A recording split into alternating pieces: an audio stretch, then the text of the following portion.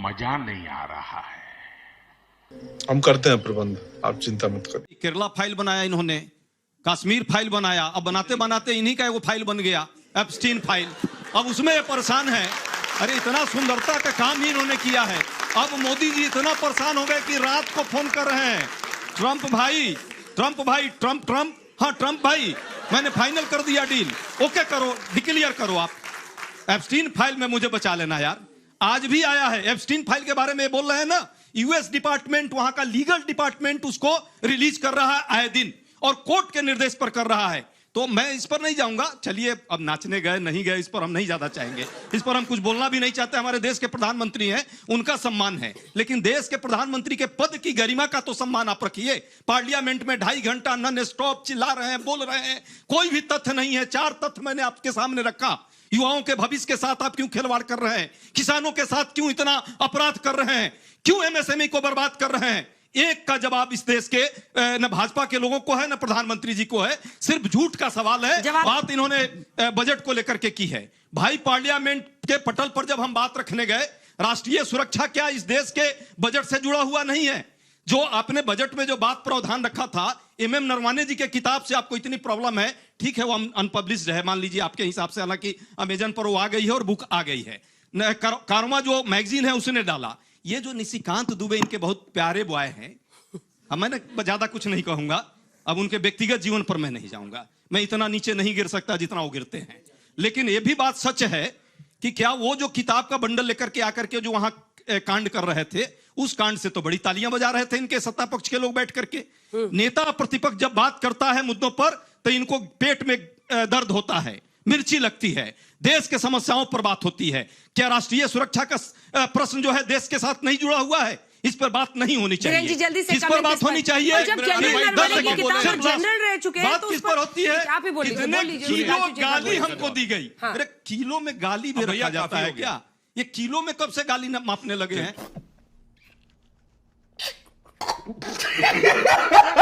आप तो विद्वान आदमी है, मोदी जी को मैं समझ सकता हूं इंटायर पॉलिटिकल साइंस वाला। मेरा सवाल सुधांशु जी से है कि हमारे नेशनल हेल्थ पॉलिसी में 2.5 जीडीपी का हमें हेल्थ पे खर्च करना था, और वो सिर्फ अभी 0.26, जो अभी नया बजट आया उसमें भी 0.26 या 27 का। हर चीज में हमारा हेल्थ का भी बढ़ा है, एग्रीकल्चर का भी बढ़ा है, एजुकेशन का भी बढ़ा है। एब्सोल्यूट नंबर में बढ़ा है, वो परसेंटेज में पूछ रहा है, लेकिन कम से कम सवाल तो पूछ रहा है सर। मेरा क्वेश्चन है सर कि इस बार के बजट में भी यूटीज को सेम ही बजट अवॉर्डेड किया गया है, एलोकेट किया गया है, डिस्पाइट द फैक्ट कि एक साल में बहुत कुछ चेंज हो जाता है, तो ये क्यों किया गया है? उधर भी प्रोपोर्शन बढ़ना चाहिए था। देखिए, बहुत सारी चीजें यूनियन टेरिटरी में ऐसी होती है जो सीधे सेंट्रल के बजट से आ जाती है। मैडम, तो यहाँ की जो सड़कें बनेंगी वो सीपीडब्ल्यूडी से ही बनेंगी। यहाँ के जो अस्पताल बनेंगे, आप जानते हैं ना, तो जैसे एम्स है तो सेंट्रल हेल्थ मिनिस्ट्री का है ना। तो अगर आप देखें तो यूटीज की बहुत सारी चीजें सीधे सेंट्रल के बजट से आती, उस ढंग से आप देखेंगे तो यूटीज को बहुत अच्छे ढंग से चीजों को दिया गया। अब आइए नाचने गाने की बात करते हैं। 2017 की इजराइल की विजिट, प्रधानमंत्री जी की ऑफिशियल विजिट थी। एक एक अपॉइंटमेंट, एक एक मिनट ऑफिशियली काउंटेड है। वहां पे एक ही गान हुआ था, वो था राष्ट्रगान। हाँ, उसमें आपको नाचना गाना नजर आया, वो समझ सकते हैं, क्योंकि आपको तो राम मंदिर के उद्घाटन में भी नाचना गाना नजर आया था, तो राष्ट्रगान में भी आपको गाना नजर आ गया हो तो बात समझी जा सकती है। अब रही बात इसकी, जो इन्होंने जनरल नरवणे की बात कही, जो किताब पब्लिश नहीं हुई, उस किताब के बारे में तो ये कहने का प्रयास कर रहे हैं, किस मैगजीन को? कारवां। कारवां क्या गजब की मैगजीन है? आपको पता है कारवां मैगजीन की क्या फितरत है? इन्होंने 2011 में असीमानंद का जेल में जाके इंटरव्यू ले लिया।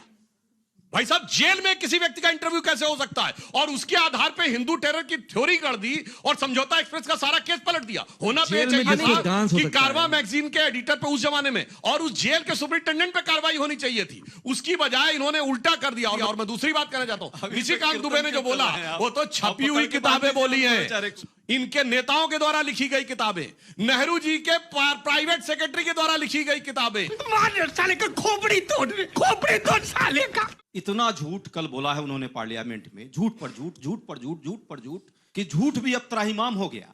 वो त्राहिमाम है। और आकर मोदी जी से कहा, हे महान, क्यों नहीं बदल देते मेरा भी नाम? वो नाम बदलने को अब तैयार है। और बड़ा आश्चर्य लगा कल उन्होंने, वाकई अपने जो उनके कुछ भक्त लोग हैं उनके लिए, आपको भी आश्चर्य लगेगा, उन्होंने अब झूठ का नाम बदल दिया है। झूठ का मतलब होता है मोदी जी का संसद में भाषण। अब मैं क्यों बात रख रहा हूं? 3 से 4 बिंदु हैं जिन पर उन्होंने बार बार बात रखी। पहली बात आप लोगों के लिए रखी थी, इन्होंने जो है बार बार ये चर्चा करते हैं। मैं सिर्फ ये बात इनसे भी कहूंगा और आपके बीच भी जाएगा, चूंकि सरकार का ही डेटा है, अभी 2025 का Q2 में डेटा आया है कि 14.8% जो है इस देश में बेरोजगारी दर है। पिछले बजट में उन्होंने बात रखी थी 1 करोड़ नौजवानों को जो है हम अप्रेंटिसशिप प्रति वर्ष देंगे अगले 5 वर्ष तक। आप सब इसको गूगल कर लीजिए और देख लीजिए, सरकार का ही ये डेटा आया है। 2066 लोगों को मात्र अप्रेंटिसशिप मिली है। और कल के भाषण में वो लगातार झूठ बोल रहे थे, पूरा विश्व जो है हाथ फैलाए खड़ा है हमारे इस नौजवानों के लिए। तो मैं इसमें कुछ नहीं कहूंगा, आप खुद समझदार हैं। दूसरी बात, उन्होंने एक और बात रखी एमएसएमई को। वैसे तो बहुत झूठ बोला है, बरसात कर दी है, लेकिन फिर भी कल एमएसएमई की बात मैं करूंगा। एमएसएमई के बारे में कहा कि हमने इतना ये कर दिया, एमएसएमई इतना आगे बढ़ गया। सरकार का डेटा है, उद्यम पोर्टल सरकार का जो है, पिछले 5 साल में 2000 से 2025 के डेटा, सरकार के डेटा उस पर है पोर्टल पर, 75,058 जो है एमएसएमई बंद हुआ है। सरकारी डेटा है, बर्बाद हो गया है। वहां उनके पास चलाने के लिए क्षमता नहीं थी, वो उससे लाखों लोगों का जो है रोजगार खत्म हो गया। अरे बाप रे, ये तो धोती खोल रहा है। तो दूसरा झूठ उन्होंने ये दिखाया, कहा कि ये एमएसएमई इतने डील हो रहे हैं, ये हो रहे हैं, वो रहे हैं, इससे एमएसएमई बहुत लाभ तो पार्लियामेंट में क्यों नहीं बताया? तीसरा लास्ट, मैंने बस पार्लियामेंट में बोलते ना सर, भाग गए आप लोग। लास्ट जल्दी पूरा कीजिए। एक आजकल देखिएगा एक बड़ा सा जुमला वो पढ़ रहे हैं लंबा लंबा, घुसपैठिया आया, घुसपैठिया आया, घुसपैठिया आया। वो जहां जाते हैं, जिस राज्य में चुनाव होगा, समझ लीजिए घुसपैठिया, घुसते ही कहते हैं घुसपैठिया। पिछले 10 साल 12 साल की सरकार इनकी हो गई है। 12 साल का डेटा है, 5400 मात्र डिपोर्ट किया गया घुसपैठिया, जबकि हमारी जो 10 साल की सरकार थी 90,000 के करीब घुसपैठिए को डिपोर्ट किया गया था। और ये इस सरकार का डेटा है, ये मेरा नहीं है। अब बात एक किसानों की भी आई है, किसानों के लिए इतने कल्याण की बात कर रहे हैं। इंडिया यूएस डील पर चुप्पी हो गई है, कोई डेटा नहीं है। कहते हैं कि बस हमने डील कर दी, लेकिन डील कहां है?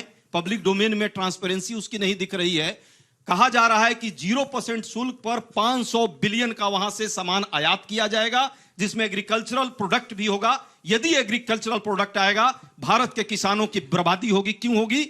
वहां के किसानों को प्रति वर्ष 27 लाख रुपए की सब्सिडी दी जाती है, $30,000 तकरीबन, और हमारे यहां $69, मात्र 6,000 के आसपास की सब्सिडी है। उस आधार पर यदि वहां प्रोडक्ट आएगा तो हमारे किसानों का क्या होगा? उपाध्याय जी मेरी तरफ भी देखिए, बड़ा झूठ है। आप इंटरजेक्शन ही नहीं करने दे रहे हैं उपाध्याय जी, नजर ही नहीं मिला रहे। टैक्स पेयर का पैसा भी तो बर्बाद हुआ ना। पार्लियामेंट में ये सब बोलना था। पार्लियामेंट में 4 दिन तो आप लोग तख्ती लेके पहुंच जाते हैं। 4 दिन से पार्लियामेंट में राष्ट्रीय सुरक्षा पर प्रश्न किया जा रहा है। हाँ, तो नौकरी बेरोजगारी भी तो उठाइए। प्रमुख सेना प्रमुख ने वो बात रखी, एमएम नरवणे जी ने। नौकरी बेरोजगारी क्यों नहीं उठाते इन बच्चों का क्यों नहीं चर्चा करने के लिए तैयार हो गई? नौकरी बेरोजगारी क्यों नहीं उठाते हैं? बजट का सत्र उस पर भी उठाते हैं हम। अरे तो बोलने ही नहीं दिया आप लोगों ने, सत्ता पक्ष वालों ने बोलने ही नहीं दिया, तो हम क्या करें इसमें? जनरल नरवणे की किताब तो सुन ली हम लोगों ने, उसमें 4 बहस भी कर ली। नेहरू जी को पानी पी पी कर गाली दिया गया, 3 कोई सवाल नहीं है बोला। आपसे। तुम्हें शर्म है? कुछ शर्म आया है?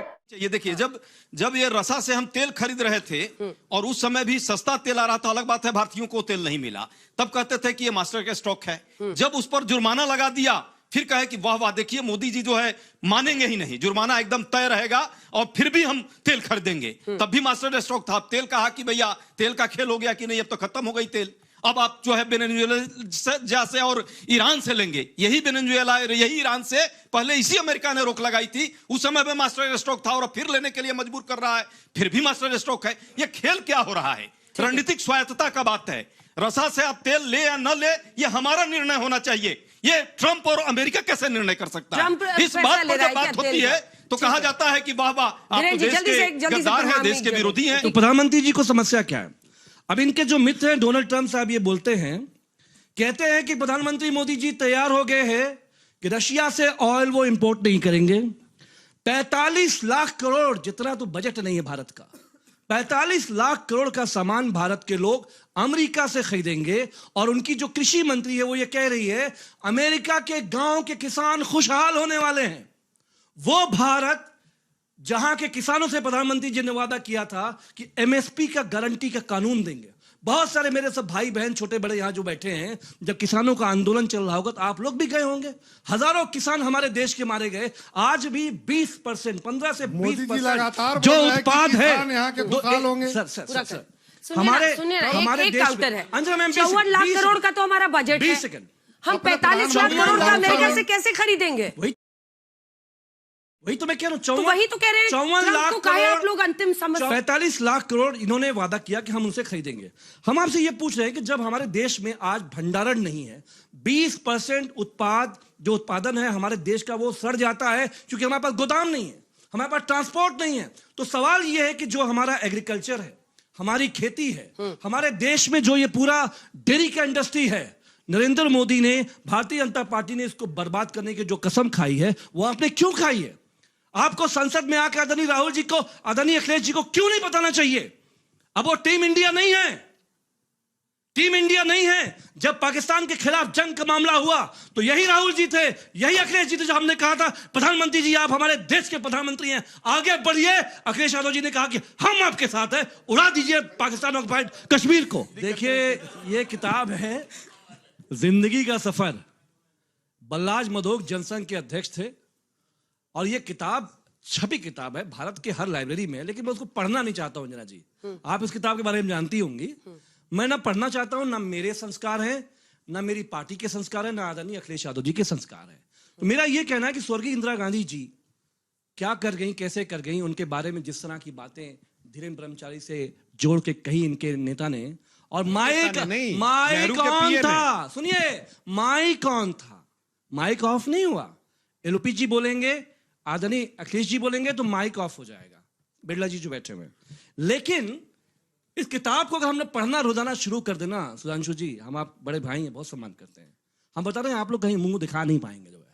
और इतने बड़े आदमी के बारे में कि हम लोग उनका बहुत सम्मान करते हैं, बहुत इज्जत करते हैं। इसलिए हम निशिकांत दुबे जी को आज तक के जरिए कहना चाहते हैं, नई अदा चल पड़ी है, किताब के बारे में हम कुछ नहीं बोलेंगे। देखिए किताब उतार, लेकिन किताब के बारे में बताते किताब आप पर्सनल जीवन की जीवनी रख लीजिए अपने पास। दूसरी बात ये एक फोटो है 2004 का, मनमोहन सिंह जी के कलेजे पे भारतीय जनता पार्टी चढ़ी हुई है। मनमोहन सिंह जी ने नहीं कहा कि अरे मेरी जान को खतरा है। स्पीकर साहब हमारे, आप जानती हैं कि सोमनाथ दादा जब स्पीकर थे कम्युनिस्ट पार्टी के खिलाफ, कांग्रेस के खिलाफ, जबकि उनकी तरफ से थे वो, उन्होंने उनके खिलाफ जाके उन्होंने कहा कि मैं स्पीकर हूं, जितना मैं इनका हूं उतना मैं इनका हूं, मैं किसी का नहीं हूं। लेकिन हमारे जो स्पीकर साहब हैं उन्होंने कहा कि मेरे पास इनपुट है कि प्रधानमंत्री जी आ जाते तो कुछ हो जाता। अरे वो बेटियां जो एमपी हैं हमारी, वो पूछना चाहती थी प्रधानमंत्री जी से कि आप संरक्षक हो, हमारे पिता समान हो, आप ये बताओ कि महिला आदरणीय स्वर्गीय इंदिरा जी के बारे में ऐसा क्यों कहा गया और गलत क्या था? प्रधानमंत्री के इर्द गिर्द उनकी सुरक्षा पर पूरी बहस को ले जाना कितना सही है, वही उनका सवाल है। जल्दी। बिल्कुल सही है। अगर कुछ इनपुट लोकसभा अध्यक्ष के पास आया होगा अंजना जी तो उन्होंने कहा है, हाँ। लेकिन ये कोई जरूरी नहीं कि प्रधानमंत्री जी पर जो अटैक हो फिजिकल हो सकता है एम्बैरेस करने के लिए कोई विजुअल अटैक हो। जमाना बदल रहा है और ये लोग नैरेटिव से चलाना चाहते हैं अपना विरोध का तरीका। और मैं अरे आप शांत रहिए ना, आपका तो पूरा उत्सव सेफाई में रहता था और आप कहां पूरे देश की बात करने लगे। मैं कह रहा हूं कि प्रधानमंत्री जी को लगातार एम्बैरेस करने के, और अगर प्रधानमंत्री जी बोलते, जब ये लोग चिल्लाते थे वहां पे, उन्होंने अपना हाथ पानी भरा ग्लास बढ़ाया था इन लोगों के लिए। ये अपने तरीके से वहां पे विरोध कर सकते थे, लेकिन ये तरीके इन्होंने कुछ न कुछ ऐसे साजिश ये लोग करते हैं, सियासत नहीं करते हैं। ये बात भनक जरूर मिली होगी। बीजेपी भी तो यही करती थी जब इनकी सरकार थी। अब क्या एक भी उदाहरण आप देख करके बताइए? मेमोरी इरेज हो गया है क्या? नहीं बिल्कुल। और अमेजोन की बात आप कर रहे हैं, जैसे लग रहा है कि आनंद भवन में छपी है ये। अरे अमेजोन कोई भारत की कंपनी नहीं है ना, इलाहाबाद की कंपनी तो है नहीं, लेकिन ऐसे बोल रहे हैं जैसे कि अमेजोन पर तो वो पुस्तक आ गई है। अरे भाई, आप जिस तरह से इनके किसी के कैरेक्टर पर आप सवाल उठाते हैं, ये बहुत बेशर्मी की सीमा हद है। आप देश में, अरे मौसम तो छोड़िए, आप लोग कहता मौसम इतना गड़बड़ हो गया कि अब हम लोग के रडार से ही निकल गया है। देखिए मैं बता रहा हूँ, उलट बासी फिर आपका खराब मौसम पहचाने ना, वो आपका खराब मौसम पहचाने ना, आप लोग क्यों नहीं अपना खराब मौसम देख पा रहे हैं? वो समझ रहे हैं, अब मौसम पहचान भी रहे हैं, अब बहुत जल्दी ये लौटेंगे। कहाँ लौटेंगे? आप लोगों को तो आपके साथी छोड़ करके समझ में आ रही है इनको। प्रधानमंत्री जी इतना डर रहे हैं एप्स्टीन फाइल के बाद, आप लोग भी बहुत डर रहे हैं कि आप लोग का भी कोई फाइल वहां ना पड़। बिहार में सब लोग फाइल को एक बार चेक करवा लीजिएगा आप भी। जहां तक बात अभी अकेले इन्होंने कही लड़ने की राष्ट्रीय घोषणा सुरक्षा बंगाल में और कर दी है, पार्लियामेंट की मजबूत सुरक्षा इतने हो गए हैं। मैं आप लोगों से, बंगाल में आप सभी अकेले जागरूक लड़ रहे यहाँ हैं। के दर्शक भी हैं और साथी भी हैं, ये बताइए यदि इस देश का प्रधानमंत्री पार्लियामेंट में सुरक्षित नहीं है तो क्या ये देश का एक आम नागरिक कहीं भी सुरक्षित हो सकता है? क्या हम और आप सुरक्षित हैं? जब कहीं? ऐसा विपक्ष तो होगा तो हो सकता ये हालत इन लोगों ने बनाई क्योंकि ये साजिशन नहीं चाहते थे कि पार्लियामेंट चले और वो पोल खुल जाती। अभी जो चल रहा है ना ये नाटक नौटंकी, वो नाच वाला भी चलता, यहां वाला भी बात आती, पार्लियामेंट में सारी चीजों की पोल खुल रही थी। एम एन नरवणे साहब की किताब के कारण चाइना के साथ क्या डील हुई है, ये तो हमेशा वही काम करते हैं। कभी चाइना के पीछे रहेंगे वहां भाग जाएंगे, अमेरिका के पीछे रहेंगे वहां भाग जाएंगे, एक किताब देखेंगे उसमें भी भाग जाएंगे, फाइल पर भाग जाएंगे, अपस्टाइन पर भाग जाएंगे। अरे भाई कितना भागोगे? आना पड़ेगा जनता के बीच और जनता के सवालों का जवाब देना होगा। तो लेने के देने पड़ गए। बजट की बात थी, बजट के भाषण पर अभिभाषण पर भाषण था इनका, बजट के भाषण पर अभिभाषण पर कोई बात नहीं हुई, जबकि सरकार का दायित्व तो बनता है पार्लियामेंट में प्रश्न जो किए गए हैं उस प्रश्नों का उत्तर, ये जिम्मेवारी है सरकार की। वर्कआउट करना है, क्या तरीका है? क्यों हम लोग का या तो टैक्स पेयर का पैसा अलग कर दीजिए कि हम संसद पे खर्च ही नहीं करेंगे, हम रोज आएंगे, छुट्टी वहां पे पंच इन पंच आउट तुरंत हो जाता है, छुट्टी हो गई, लड़ाई कर लिया, घर चलो जी, लंच करेंगे घर में धूप में, यही तो हो रहा है। अंजना जी, दो बातें आप समझिए। पहली बात यह कि प्रधानमंत्री जी लोकसभा में फेस करने को विपक्ष को तैयार क्यों नहीं है? पहले वो उसी संसद को बोलते थे ये टीम इंडिया है, पक्ष और विपक्ष हम सब टीम इंडिया हैं, जब उन्होंने सीढ़ियों पर होठों से चूम के कहा था कि ये मंदिर है, देश का मंदिर है, सबसे बड़ा मंदिर है। मैं एक मुख्य बात जो माननीय अखिलेश यादव जी ने बोली कि ये जो इंडो यूएस डील है, जिसके चलते हमारे देश का 70% जो आबादी है, जिसमें गरीब हैं, किसान हैं, वर्कर्स हैं, मध्यम वर्ग है, वो कैसे अफेक्ट होता है? अंडा जी, जब ब्रिटिश भारत में आए ना तो सीधे जहाज से उतर नहीं गए थे। सबसे पहले मुगलों ने दीवानी का अधिकार दिया और ट्रेड और टैक्स में उन्होंने हस्तक्षेप किया। तय ये हुआ कि जो सामान भारत से इंग्लैंड जाएगा उस पर तो कोई टैक्स नहीं होगा, और जो ब्रिटेन से इंग्लैंड से भारत आएगा उस पर टैक्स होगा। अब आप सोचिए वो लड़ाई, और ये जो आजकल ट्विटर पे हो रही है, हम आपको कितने एक दशक ऊपर से हम लोग जानते हैं कि जब दो देशों का डील होता है तो या तो राष्ट्रीय अध्यक्ष बैठते हैं, या तो उनके देश के कृषि मंत्री, ये सारे महकमा बैठता है और एक डील तय होती है कि भारत के लिए, और भारत का प्रधानमंत्री आके संसद के अंदर बताता है, जैसे न्यूक्लियर डील में बताया गया, चाहे वो कंट्रोवर्शियल थी, चाहे वो कुछ भी था, लेकिन भारत की संसद में चर्चा हुई। यही नहीं, अभी और सुनिए, अंत में सुधांशु जी जिम्मेदारी आपकी है, आप सरकार है, पार्लियामेंट चलेगी, आपकी जिम्मेदारी है ना। नहीं, देखिए जो ये फाइल की बात कर रहे हैं, देखिए प्रॉब्लम क्या हो रही है। इंडी छोड़िए ना फाइल, हम छोड़ दिए, आप क्यों पकड़े हुए? अभी सुनिए, फाइल बताते हैं। ये कौन सी फाइल है मोदी जी बाहर? को छोड़िए, जिसके लिए कभी राहुल गांधी भटक जाइएगा अपने टर्न पे, कभी मलेशिया जाते हैं, कभी कोलंबिया जाते हैं, कभी जर्मनी जाते हैं, कभी वियतनाम जाते हैं। तो फाइल और लेकिन मोदी जी का खुल रहा है, नहीं बोल रहा था मैं आपके फाइल। भाई, चलिए तालियों के साथ आप सभी का बहुत धन्यवाद।